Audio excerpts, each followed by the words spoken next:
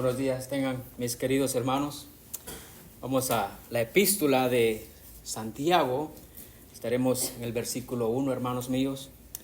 Leo, dice su palabra: Santiago, siervo de Dios y del Señor Jesucristo, a las 12 tribus que están en la dispersión, saludos. Oremos, hermanos. Señor y Padre, te damos gracias, Señor, por esta mañana que nos permites llegar con mucha tranquilidad a este lugar, con el único propósito, Señor, entendiendo de querer glorificarte. Sabemos que la única manera que lo podemos hacer es con vidas santas y a través de tu palabra, Señor, en un nuevo nacimiento. Y te rogamos que tu nombre pueda ser glorificado, Señor, por viles pecadores como nosotros, Señor. Así a ti te ha placido, Señor, que tu palabra sea predicada, Señor, y te rogamos que concedas de tu gracia para que podamos exponer este texto, Señor, con claridad a la luz de tu misma palabra. También oramos que mis hermanos, Señor, puedan ser animados, puedan verte a ti, puedan ver al Rey de Gloria, al que gobierna, al que está sentado a la diestra de Dios Padre, gobernando por todos los siglos de los siglos. En su nombre oramos, Señor. Amén. Pueden tomar asiento, mis queridos hermanos. Como ustedes saben, pues por esta transición que estamos atravesando, es el motivo por el cual, hermano, estamos ahora un nuevo libro, una epístola, la epístola de Santiago. Así que lo que tenemos de Mateo, pues se seguirá predicando en su tiempo. Vamos a ir informando al respecto. Así que vamos a estar predicando, hermanos míos, por la gracia de Dios, en la epístola de Santiago. Quiero comenzar, hermanos míos, diciendo que la falsificación es un problema en todas las partes del mundo, en esta sociedad. Se falsifica el dinero, se falsifican las tarjetas de crédito, se falsifican las joyas y muchas otras cosas más se falsifican. Todo lo que tiene valor lo tratan de hacer ver como real para engañar a gente ingenua, gente novata, gente inocente. Y es por eso que se debe, hermanos míos, examinar los objetos valiosos con el fin de determinar que son genuinos, que sean reales. Estamos en un mundo donde existe la maldad, la picardía, la falsedad, y todos estos objetos, muchos los falsifican, y llevamos el riesgo de que cuando compramos un objeto de estos podemos ser engañados. Pero a último momento, hermanos míos, el ser engañado por una moneda falsa o por obra de arte falsa da por resultado una pérdida temporal solamente. Hoy lo engañan, se da cuenta que le vendieron algo falso, pero es temporal. Seguramente la próxima vez usted tendrá un poco de experiencia y tendrá más cuidado. Pero, hermanos míos, el ser engañado por una fe falsa resulta en una gran tragedia eterna. Ese es el gran problema, porque es para siempre, ya no hay vuelta atrás, ya no hay reembolso. Y es por eso que debemos examinarnos a la luz de la Escritura para ver si todo lo que decimos ser es genuino y no falso. Muchas veces nosotros mismos somos esos falsificadores de nuestra propia fe. Nos engañamos a nosotros mismos, porque podemos estar engañándonos diciendo que somos verdaderos en base a nuestro propio entendimiento, a nuestro propio yo. Pablo en 2 Corintios dice: examinaos vosotros mismos si estáis en la fe. Probaos a vosotros mismos, dice el apóstol Pablo. Y esto es lo que nos dice Santiago también en esta misma epístola que estaremos mirando. Santiago 1:22 dice: sed hacedores de la palabra y no solamente oidores, que se engañan a sí mismos. Es el mismo punto. El resultado inevitable de la fe salvadora, genuina, es una vida de buenas obras. Se tiene que ver el resultado de lo que decimos ser de nosotros mismos. Efesios 2, 8, 10, hermanos míos, dice: porque por gracia habéis sido salvados por medio de la fe, y esto no de vosotros, sino que es un don de Dios, no por obras, para que nadie se gloríe. Y sigue diciendo: porque hechura suya somos, creados en Cristo Jesús, y dice el por qué, para buenas obras. Así que, hermanos míos, esto es lo que estamos mirando en toda esta epístola. La vida del cristiano reflejada en todo lo que hace. El cristiano no es solo un oidor de la palabra, pero también un hacedor de la misma. Esta carta nos va a examinar, nos va a alentar y nos va a confrontar. ¿Qué tan genuina es nuestra fe que profesamos? La epístola de Santiago, hermanos, es una de las primeras 7 cartas llamadas epístolas generales. Son llamadas así por cuanto no están dirigidas a una ciudad o a un individuo en particular, sino que fueron escritas para los creyentes en general. Es decir, que no están dirigidas a una iglesia en particular o a una persona en particular. Estas 7 cartas son primera y segunda de Pedro, primera y segunda y tercera de Juan, la epístola de Judas y, por supuesto, Santiago. Otro dato también, hermanos, que vemos en esta epístola es que se cree que fue escrita entre los años 45 y 55 después de nuestro Señor Jesucristo. Y se cree también que puede ser la primera carta del Nuevo Testamento, o el libro más antiguo del canon del Nuevo Testamento. Así que después de esta introducción, hermanos míos, vayamos ahora a ver el autor de esta carta. Sabemos que el autor original dice ahí mismo que es Santiago. Pero sabemos también, y es bueno que lo mencionemos, lo que nos dice segunda de Timoteo 3:16, que dice que toda la escritura es inspirada por Dios y útil para enseñar. Así que el autor principal de toda la escritura, hermanos míos, desde el Nuevo Testamento, desde el Antiguo Testamento hasta el Nuevo Testamento, es Dios mismo, es el autor.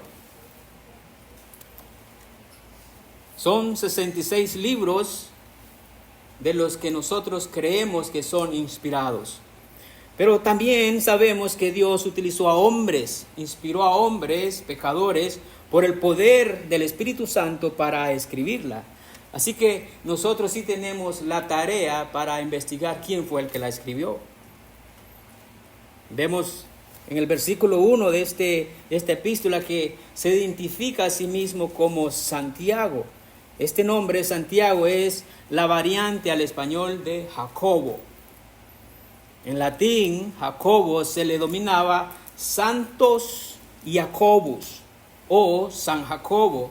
Y finalmente en Santiago, como lo vemos en nuestras Biblias. Así que Jacobo, hermanos míos, es igual a Santiago. Estamos viendo la misma persona. Pero ahora surge otra pregunta. ¿Cuál de todos los Jacobos fue el que la escribió? Porque la Biblia nos menciona muchos. Hermanos, creo yo que sus lectores originales no tenían ningún problema en saber quién la estaba escribiendo. Ellos sabían quién les estaba escribiendo. Es como algunos de nuestros hermanos que se han ido, que han regresado a sus países. Si ellos nos escribieran una carta, por supuesto que nosotros supiéramos quién fue el que la escribió de los 3 que a lo mejor han salido de esta iglesia. A lo mejor por su manera de hablar, a lo mejor por su manera como se expresa con nosotros, a lo mejor por su manera de escribir. Pero si nuestros hermanos americanos trataran de investigar quién escribió, seguramente a ellos les tocaría investigar, ir más a fondo y ver quién fue. Pero entonces para la audiencia original, Ellos sabían quién le escribía. Nosotros sí nos toca entonces investigar, ir más a fondo para saber de todos los Santiagos o los Jacobos de lo que la epístola se está refiriendo.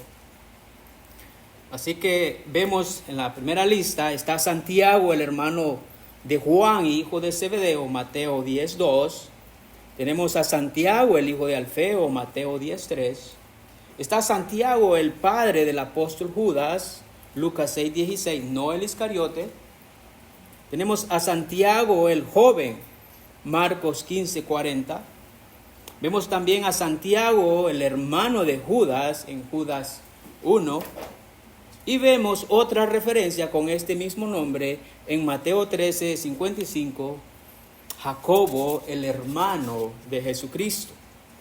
Hasta aquí entonces pudiéramos ver 6 referencias con este nombre Santiago. Pero en realidad, ya estudiando y viendo un poco más a fondo, en realidad son 5. Porque el que aparece en Judas, el Santiago que aparece en Judas, en la epístola de Judas, es el mismo Santiago que vemos en Mateo 13:55, que dice: ¿no es este el hijo del carpintero? Recuerde, está refiriéndose a Jesús. ¿No se llama su madre María? Y sus hermanos Jacobo, aquí está Jacobo, José, Simón y Judas. Entonces, aquí vemos, hermanos, tanto a Jacobo como a Santiago, hermanos del Señor Jesucristo. Así que entonces, de los 6 que pudiéramos ver, nos quedan 5 candidatos con este nombre que pudieran ver escrito esta carta.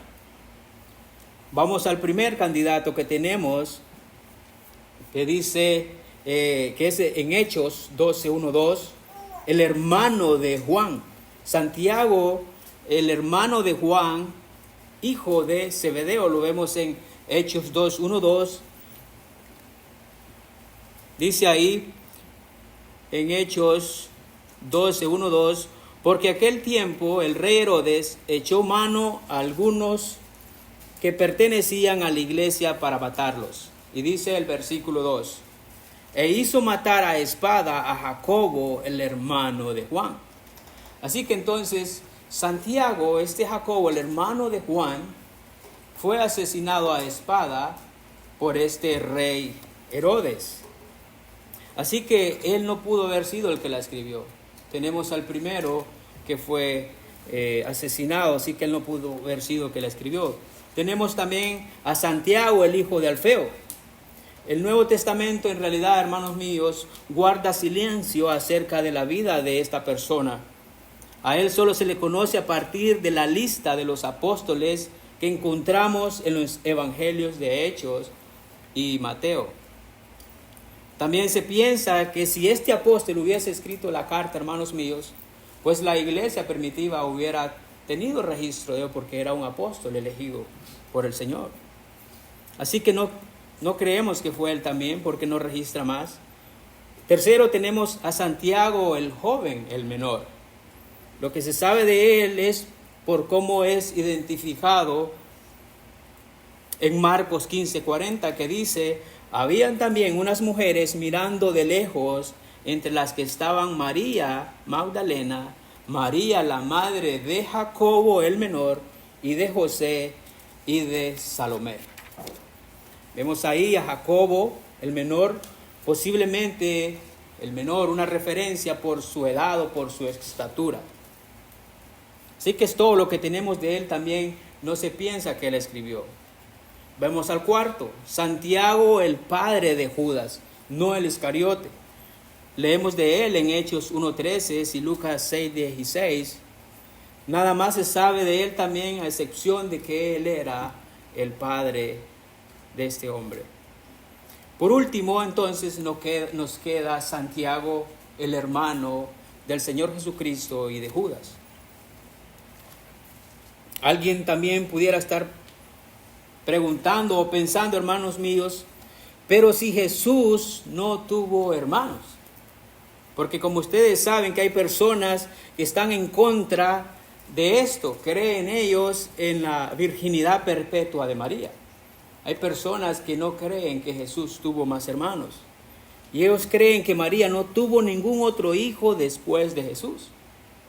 Pero en realidad no es verdad. La Biblia sostiene el hecho que el Señor tenía otros hermanos. Gálatas 1:18, por ejemplo, dice Pablo ahí, hermanos. Entonces, 3 años después, dice el apóstol Pablo, subí a Jerusalén para conocer a Pedro y estuve con él 15 días. Versículo 19. Pero no vi a ningún otro de los apóstoles, sino a Jacobo, el hermano del Señor, dice el apóstol Pablo. Vemos claramente que otra cosa pudiera significar aparte del hermano del Señor. Lo único sería negar que el texto no significa eso. Mateo 13:55, el que acabamos de leer, por ejemplo, dice, ¿no es este el hijo del carpintero? ¿No se llama su madre María y sus hermanos Jacobo, José, Simón, Judas? Así que vemos que no solo era uno, eran muchos hermanos, tenía más hermanos. Así que vemos a Santiago, el hermano del Señor, también hermano de Judas, como el candidato del que escribió esta epístola. No lo creemos simplemente porque era el hermano del Señor Jesús, sino por todos los registros que vemos de él en toda la Escritura. Y también alguien pudiera pararse y decir, ¿pero acaso usted no ha leído Juan 7:5? Que dice que ni aún sus hermanos creían en él, es cierto, ni aún sus hermanos creían en Cristo. ¿Puede ser, hermanos, que un inconverso escriba la Escritura? Por supuesto que no. No se puede. Es por eso que no creemos en libros que no son inspirados por el Señor. Pero miremos qué dice la Biblia en 1 Corintios 15:4-8, por ejemplo. Aquí después de la resurrección de nuestro Señor Jesucristo, en el versículo 4 de 1 Corintios 15, dice que fue sepultado, refiriéndose a Cristo, y que resucitó al tercer día conforme a las Escrituras, que se apareció a Cefas y después a los 12. Versículo 6. Luego se apareció a más de 500 hermanos a la vez, la mayoría de los cuales viven aún, pero algunos ya duermen. Y versículo 7. Después se apareció a Jacobo, luego a todos los apóstoles, y por último, sigue diciendo el apóstol Pablo, se me apareció a mí. Así que, hermanos míos, aquí está Jacobo, Santiago, el de Juan 7:5, aquel que no creía en Cristo como Mesías. Él sabía que era su hermano de carne, pero no lo reconocía como el Mesías venidero. Cristo mismo se le apareció a Santiago, tuvo un encuentro personal con Cristo. Ahora Cristo es el Mesías, el Señor, el Salvador. Él creyó en Cristo como su Señor y Salvador de su alma. Tuvieron un encuentro. Y después, mire cómo lo exalta mismo Santiago ahí en el capítulo 2 de esta misma epístola. Él se refiere a Cristo y escribe en el capítulo 2 de Santiago, dice, hermanos míos, no tengáis vuestra fe, atención, en nuestro glorioso Señor Jesucristo con una actitud de favoritismo. Él aquí mira al Señor Jesucristo con otros ojos. Ya no lo ve como un hombre carnal. Él dice y se refiere del Señor, el glorioso Señor Jesucristo. Este es un hombre que ha creído el Evangelio después de la aparición de nuestro Señor Jesucristo. Santiago entonces ya no mira a Cristo como su hermano de carne, no, ahora él lo ve como ese glorioso Señor Jesucristo. Santiago creyó en Cristo en su encuentro y se volvió un hermano en la fe junto más con los apóstoles. Vemos hasta aquí que él creyó entonces, y en Hechos 12:17 empezamos a ver su liderazgo, cómo puede subir tan rápido en su liderazgo después de que él creyó. Hechos 12:17. Aquí nos encontramos, hermanos míos, cuando el rey Herodes otra vez mató a Jacobo y luego encerró a Pedro. Versículo 3, y dice, y viendo que esto agradaba a los judíos, hizo arrestar a Pedro. Después de que asesinó a Santiago, encarceló a Pedro. El capítulo nos sigue diciendo que un ángel del Señor lo libera de la cárcel a Pedro. Versículo 7 dice, y aquí se le apareció un ángel del Señor y lo despertó diciendo, levántate pronto, y las cadenas cayeron de sus manos. Vemos entonces que Pedro sale fuera de la cárcel y se fue a la casa de María, madre de Juan, llamado también Marcos, donde muchos estaban reunidos y oraban. Versículo 13. Y cuando llamó a la puerta de la entrada, una sirvienta llamada Rode salió a ver quién era. 14. Al reconocer la voz de Pedro, de alegría no abrió la puerta, sino que corrió adentro y anunció que Pedro estaba a la puerta. Y ellos le dijeron, estás loca. Pero él insistía en que sí era. Y ellos decían, es un ángel. Versículo 16. Mas Pedro continuaba llamando. Y cuando ellos abrieron la puerta, lo vieron y se asombraron. Versículo 17. Y Pedro, haciendo señales con la mano para que guardaran silencio, les contó cómo el Señor lo había sacado de la cárcel. Y les dijo, todo esto, hermano, para llegar a esta frase. Informad estas cosas a Jacobo y a los hermanos. Viene Pedro, después de que les comenta todo lo sucedido, les dice, vayan a Jacobo y coméntenle de estas cosas. Vemos que él lo pone en la primera lista como un líder. Vemos aquí que Pedro coloca entonces a Jacobo en una posición de alto liderazgo. Y también en Gálatas 2:9 vemos aquí el apóstol Pablo cómo se refiere a él. Vemos ahí en Gálatas 2:9 que nos dice,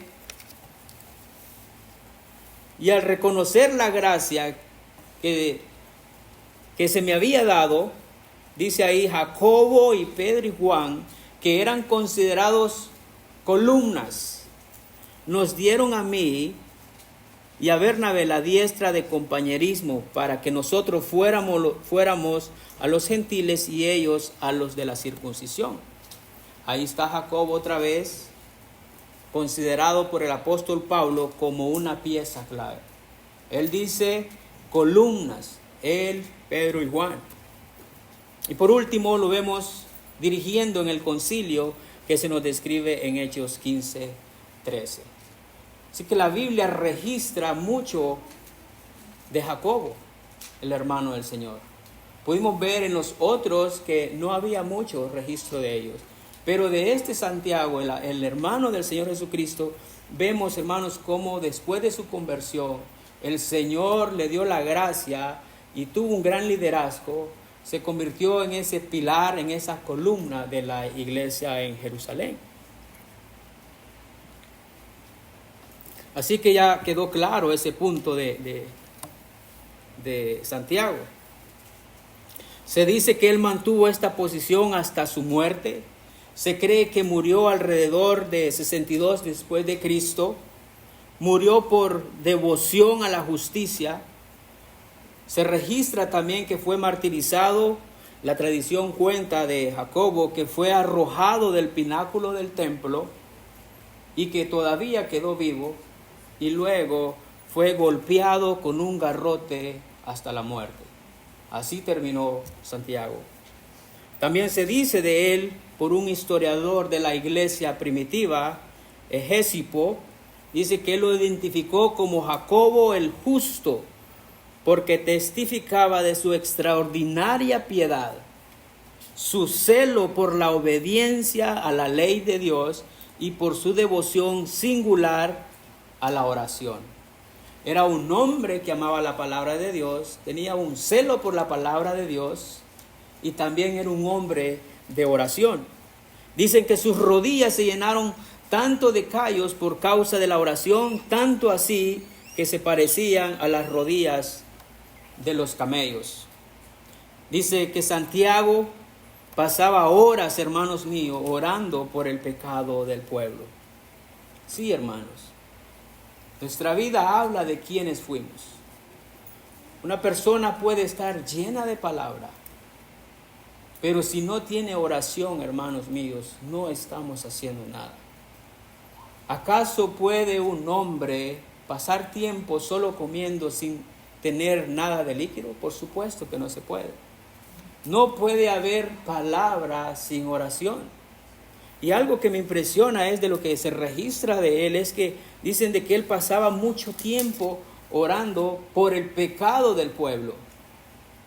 Un predicador, cuando se para desde un púlpito, antes de venir a predicar, debe de pasar tiempo en la oración, suplicando por el pecado del pueblo. De lo contrario, un hombre que se para a abrir la palabra de Dios, hermanos míos, sin oración, lo único que va a hacer es sonar como un metal ruidoso. Será un hombre sin misericordia. Será un hombre que va a pasar cortando cabezas. Muchas veces es en lo que nosotros caemos. Tenemos que clamar por el pecado del pueblo primero. Si no, hermanos míos, vamos a andar sin amor.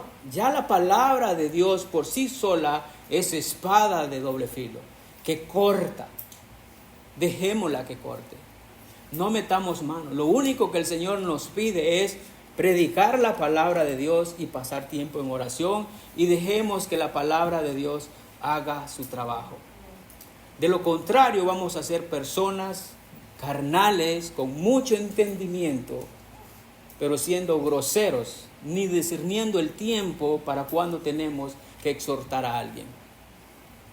Decía alguien, un pastor, que la verdad sin amor endurece. Y es muy cierto. El hecho que usted tenga la razón de la palabra de Dios, el hecho que usted tenga la verdad, no le permite de ser un grosero. Tenemos que pasar tiempo en la oración. Tenemos que nosotros primero confrontar nuestro propio pecado. Cuando vemos la Escritura, nosotros nos vemos a nosotros primero. Dijo el apóstol Pablo después, dice que Cristo murió por los pecadores, y luego él dice, de los cuales yo soy el primero. Cuando abrimos la Escritura, cuando estudiamos la Escritura, lo hacemos con la intención de ver nuestro pecado primero nosotros, clamar por nuestro pecado y luego clamar por el pecado del pueblo. Y esto era lo que Santiago hacía, hermanos. Así que vayamos ahora más adelante y miremos ahora su carácter.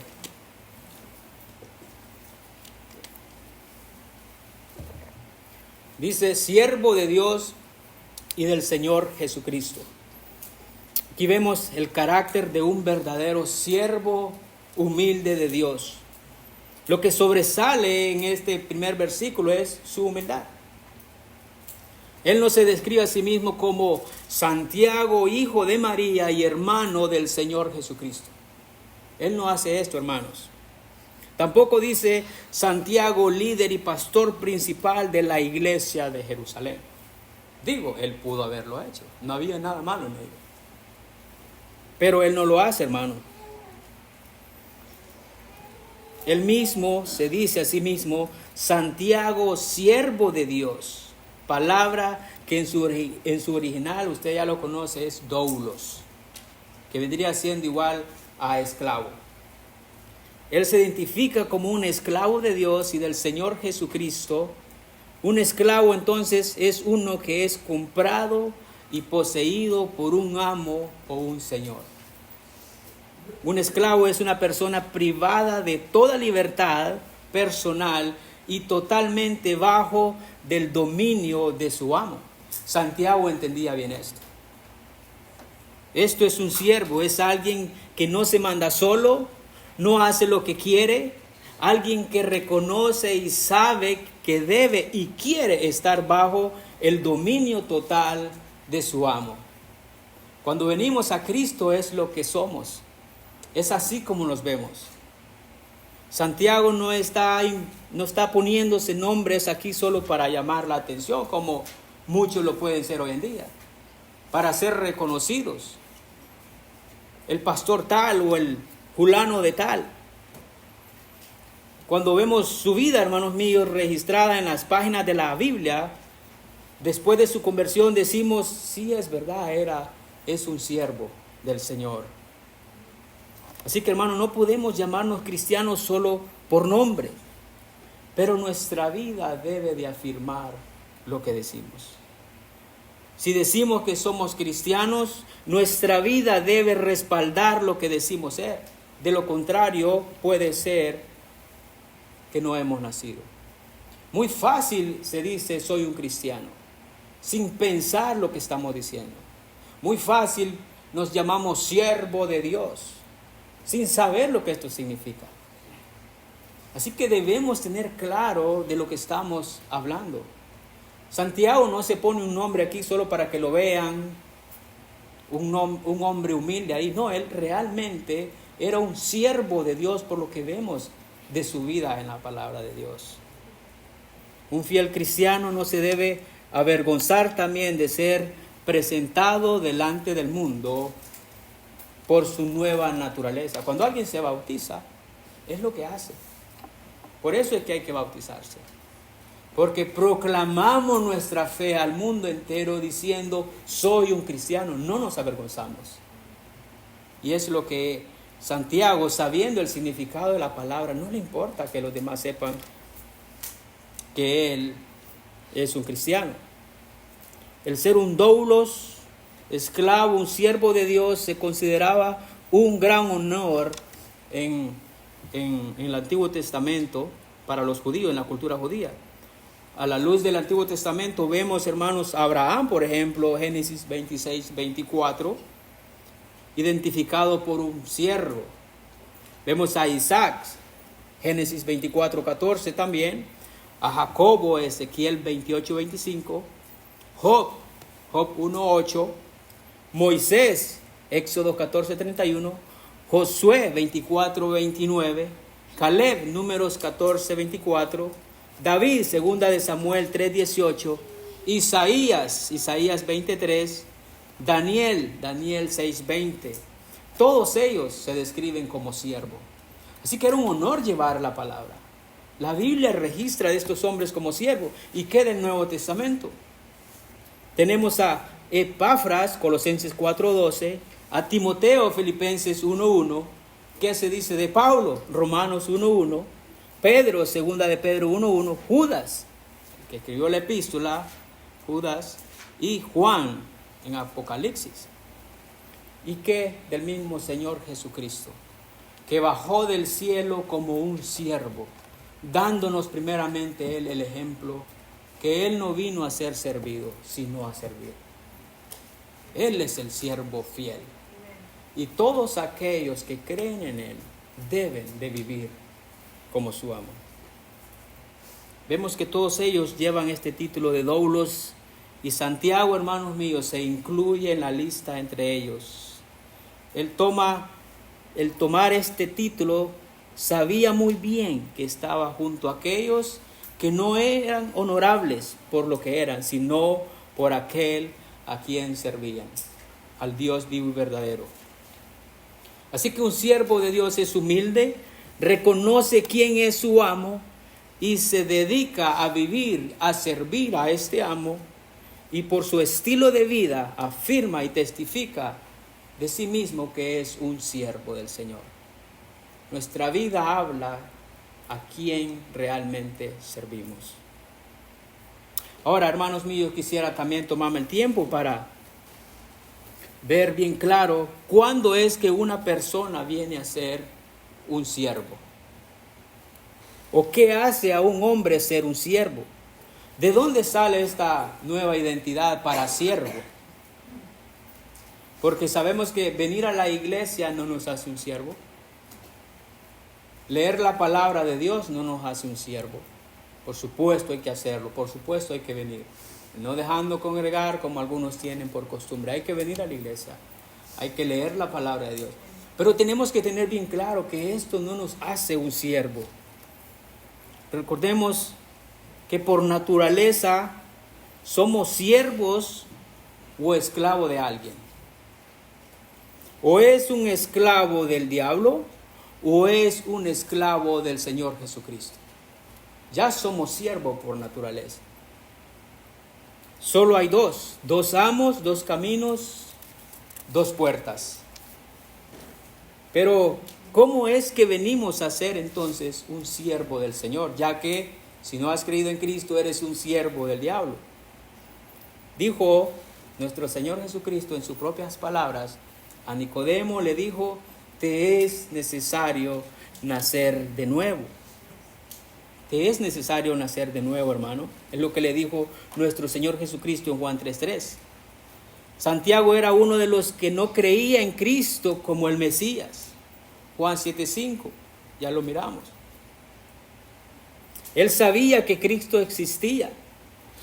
Era su hermano, pero no creía como el Mesías. Una persona, hermano mío, puede creer que Dios hizo los cielos y la tierra. Puede creer que Dios existe, pero eso no lo hace un siervo. Yo pregunto, ¿crees que eres un siervo del Señor? ¿Has nacido, hermano, de nuevo? ¿Has creído el Evangelio? El Evangelio de Cristo, ¿verdad? ¿Te has arrepentido de tus pecados? ¿Tienes la fe en Cristo para salvación de tu alma? Si has nacido de nuevo, hermanos míos, entonces déjeme decirle que su nueva identidad ahora es siervo de Jesucristo. Si usted ha creído el Evangelio, si usted se ha arrepentido de sus pecados, si usted ve a Jesucristo como el único salvador de su vida, como el camino, la verdad y la vida, que no hay otra manera para ir al Padre, usted ha creído esto, ha abrazado este mensaje, usted ahora es un siervo. Esa es su identidad ahora.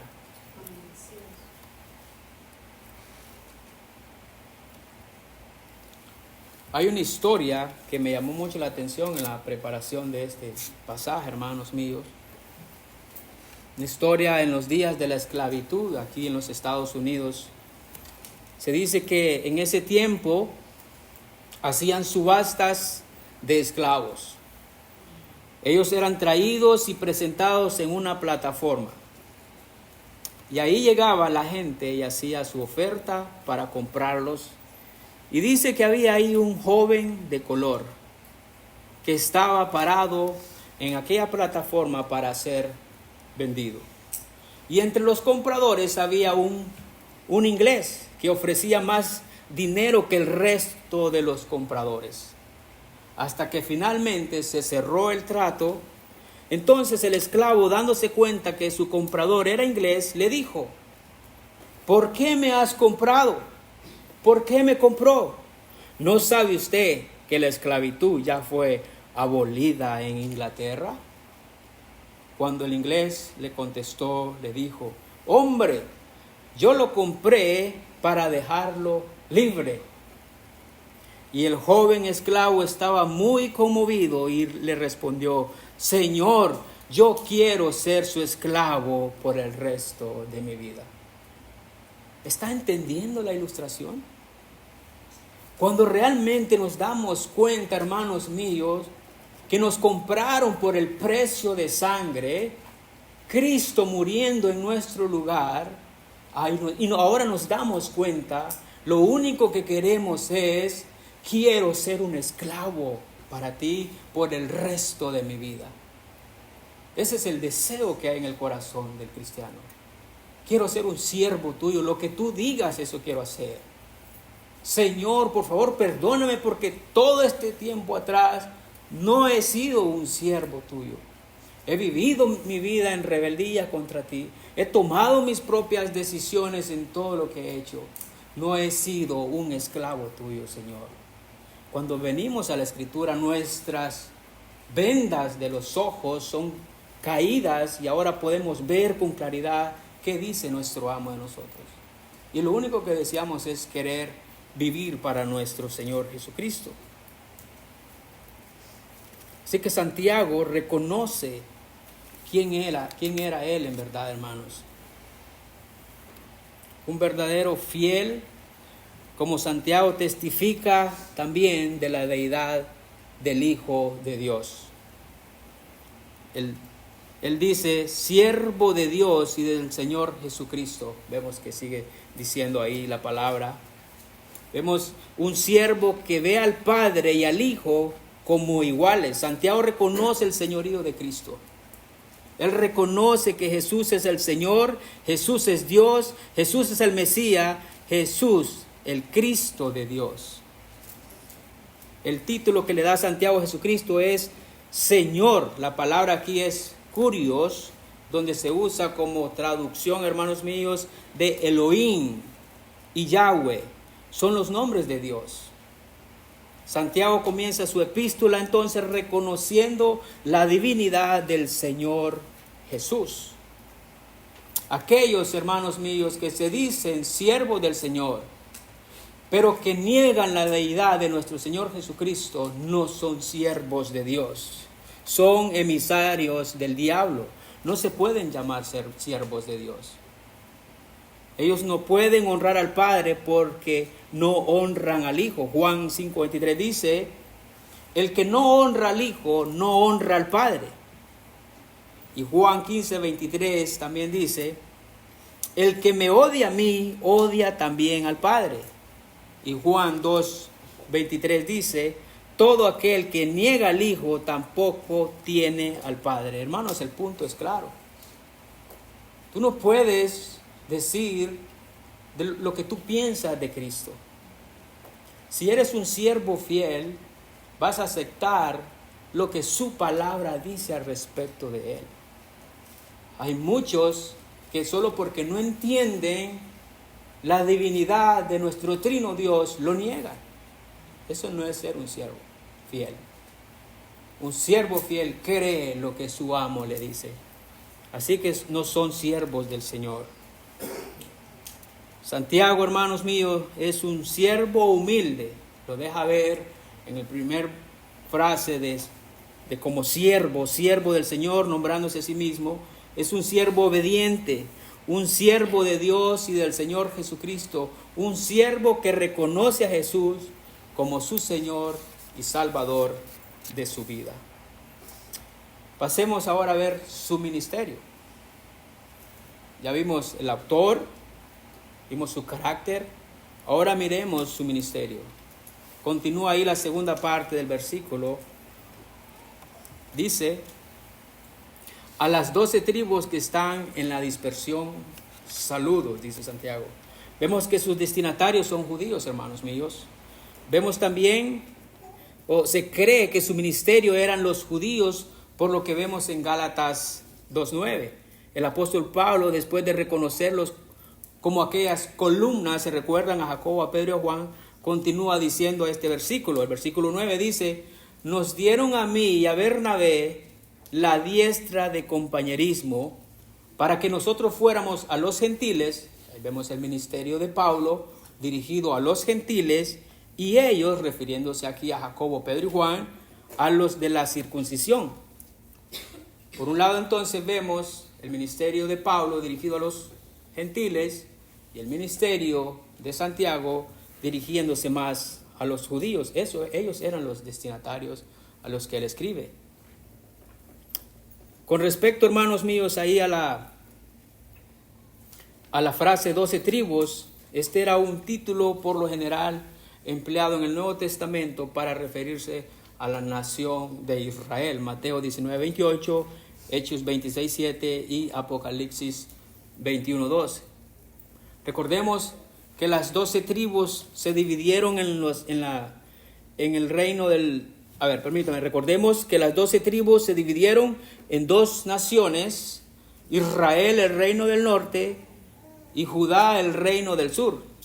10 tribus formaron el reino del norte de Israel, y Benjamín y Judá formaron el reino del sur de Judá. Se han dividido. En el año 722 a.C., el reino del norte fue conquistado por Asiria y fueron deportados y dispersos. El reino del sur fue conquistado por Babilonia en el 586 a.C. Muchos judíos fueron llevados al exilio. Santiago entonces está dirigiendo a todos los judíos que estaban en la dispersión sin considerar el origen de su tribu. Lucas enumera todos los lugares en el mundo del siglo I donde residían judíos piadosos devotos de aquella nación. Hechos 2, 5 al 9 dice ahí: moraban entonces en Jerusalén judíos varones piadosos de todas las naciones bajo el cielo. Se dice, hermanos míos, que estos judíos piadosos vinieron a Jerusalén para la fiesta de Pentecostés. Ahí oyeron ellos el evangelio de Jesucristo, se convirtieron al evangelio, volvieron a sus lugares donde ellos residían. Y los que se quedaron en Jerusalén fueron perseguidos y expulsados después de la muerte de Esteban. Eso lo vemos en Hechos 1:8, ahí que dice: y Saulo consentía en su muerte. Recuerden que Pablo estuvo presente en la muerte de Esteban. Dice: en aquel día hubo una gran persecución contra la iglesia que estaba en Jerusalén, y todos fueron esparcidos. Y Hechos 11:19 dice: ahora bien, los que habían sido esparcidos a causa de la persecución que hubo con motivo de Esteban, pasaron hasta Fenicia, Chipre y Antioquía, no hablando a nadie de la palabra, sino solo a los judíos. Vemos que Santiago entonces tenía un corazón, tenía una carga por los judíos cristianos dispersos en todas partes del mundo. Familias judías que fueron esparcidos, hermanos míos, por todas partes a causa de la persecución, a causa de la fe. Dios, hermanos míos, permitió que su pueblo fuera esparcido y estuvo ahí siempre para que estas personas pudieran llevar el evangelio de nuestro Señor Jesucristo. Las persecuciones, hermanos, lo único que han ayudado hasta hoy en día, es llevar el evangelio de nuestro Señor Jesucristo. Por eso es que usted está aquí ahora. Porque, hermanos, en aquellos tiempos fueron perseguidos por causa de su fe y el evangelio llegó hasta nosotros. Hermanos que tuvieron que sufrir físicamente murieron por causa del evangelio. Santiago entonces, hermanos míos, escribe a estas personas que están dispersos en todas partes por la causa del evangelio. Su ministerio principal eran los judíos que habían huido debido a esta persecución. Y muchos estaban desestabilizados, sufriendo pruebas por causa de su fe. Y eso es lo que él va a empezar más adelante en el versículo 2, a hablar a estos hermanos que están en diversas pruebas. Él les escribe para darles confianza, esperanza y fortaleza para soportar aquellas pruebas que estaban pasando o lo que les iba a poder venir a causa de su fe. Por último, Santiago, hermanos míos, termina diciendo en su introducción: salud. A las 12 tribus que están en la dispersión, salud. Este salud no es un cualquier salud. Cualquier saludo como ¿qué onda? No, hermanos. Palabra que en su original es chairein, salud, que significa regocijarse. Significa alegrarse. Para Santiago, hermanos, este saludo no era un simple forma de saludar. Él esperaba que los que escribieron, él esperaba que a los que él escribió se alegraran, que les alegrara el corazón de todos aquellos que él escribe. Él quiere darles consuelo en sus pruebas. Él sabe que Satanás tratará de que ellos duden que son hijos de Dios y coherederos de Cristo. Esto es lo que pasa en el sufrimiento. Nuestra fe puede llegar a empezar a tambalear. Empezamos a pensar si es que realmente somos hijos de Dios. Empezamos a pensar, ¿será que Dios es malo, es un Dios malo, está haciendo juicio contra mí? Pero en medio de todo, las voces del enemigo diciéndonos, no vas a poder lograrlo esta vez. Te dije que tú no eres un hijo de Dios, porque te comportas o vives de esta manera. El diablo, hermanos míos, siempre vendrá con diversos pensamientos para atacar nuestra fe. Pero Santiago les dice, regocíjense cuando se encuentren en diversas pruebas. Tengan gozo. El Señor está contigo. El Señor está con ustedes. Nadie los va a poder separar del amor de Dios. Ninguna cosa creada los podrá separar del amor de Dios que es en Cristo Jesús, Señor nuestro. Nada, hermanos. Es necesario que el cristiano atraviese pruebas. De hecho, el cristiano que no atraviesa pruebas, y esto ya lo hemos hablado muchas veces, es posible, hermanos míos, que a lo mejor no busca al Señor como debe de ser buscado. Porque cuando nosotros buscamos al Señor sincera y verdaderamente como un siervo, va a haber que dejar muchas cosas, va a haber que apartarse de muchas cosas. Empiezan las enemistades, empiezan los pleitos, empieza un montón de gente que se pone en contra. Somos tentados, hermanos, en las pruebas. Como iglesia estamos atravesando una prueba.